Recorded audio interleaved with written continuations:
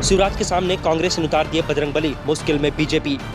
कांग्रेस की पहली सूची में सिर्फ एक मुस्लिम, बीजेपी ने एक को भी नहीं दिया टिकट। बीजेपी की तरह कांग्रेस की सूची में सवर्ण उम्मीदवारों का दबदबा। शिवराज सिंह चौहान का नाम बीजेपी की चौथी लिस्ट में आया था। बीजेपी ने शिवराज को बुधनी से टिकट दिया है। बुधनी से ही शिवराज इस समय विधायक है, लेकिन पहले कहा जा रहा था कि पार्टी शायद शिवराज को विधानसभा चुनाव नहीं लड़ाएगी।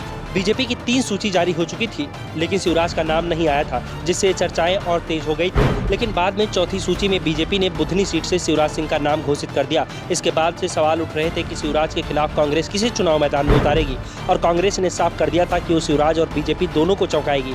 शिवराज के लिए मैदान खाली नहीं छोड़ा जाएगा, और जब कांग्रेस की लिस्ट आई तो बीजेपी भले ही न चौंके, लेकिन शिवराज सिंह चौहान जरूर चौंक गए हैं, क्योंकि कांग्रेस ने इस बार बजरंगबली को ही शिवराज के सामने लाकर खड़ा कर दिया है। दरअसल कांग्रेस ने मुख्यमंत्री शिवराज सिंह चौहान के सामने हनुमान को मैदान में उतार दिया है। कांग्रेस ने बुधनी से विक्रम मास्ताल को टिकट दिया है। मास्ताल ने रामायण 2 सीरियल में हनुमान का किरदार निभाया है। कांग्रेस के प्रदेश अध्यक्ष कमलनाथ खुद को हनुमान भक्त बताते हैं। ऐसे में उनका यह दांव चर्चा का विषय बन गया है। अब देखना दिलचस्प होगा कि कांग्रेस का यह दांव कितना कारगर साबित होता है। दरअसल इस बार के विधानसभा चुनाव में मध्य प्रदेश में हिंदुत्व चुनाव के केंद्र में रहने वाला है।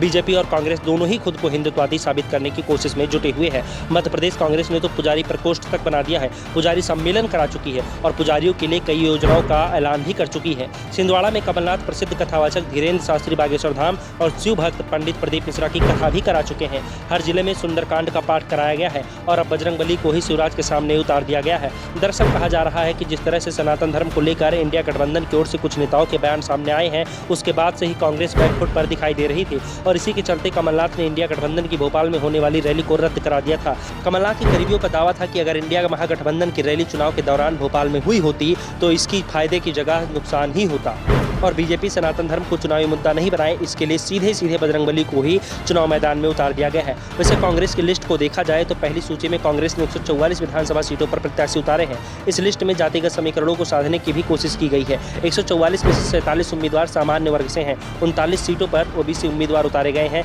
आदिवासी 30 और 22 दलित उम्मीदवार उतारे हैं। कांग्रेस की इस लिस्ट में 6 अल्पसंख्यक उम्मीदवारों के नाम भी हैं। इसमें 5 जैन और 1 मुस्लिम नेता शामिल है। कांग्रेस ने अपनी पहली लिस्ट में 19 महिलाओं को टिकट दिया है। कांग्रेस ने अपने इस पहली लिस्ट में 70 मौजूदा विधायक पर भरोसा जताया है। वहीं पूर्व विधानसभा अध्यक्ष एनपी प्रजापति समेत मौजूदा 3 विधायकों के टिकट काटे गए हैं। कांतिलाल भूरिया की जगह उनके बेटे विक्रांत को टिकट दिया गया है। कटंगी विधायक टामलाल सहारे और गुनौर विधायक सुदयाल बागरी का टिकट काटा गया है। इनमें छिंदवाड़ा से पूर्व मुख्यमंत्री कमलनाथ का नाम प्रमुख रूप से शामिल है और कोई बड़ा नाम इसमें शामिल नहीं है।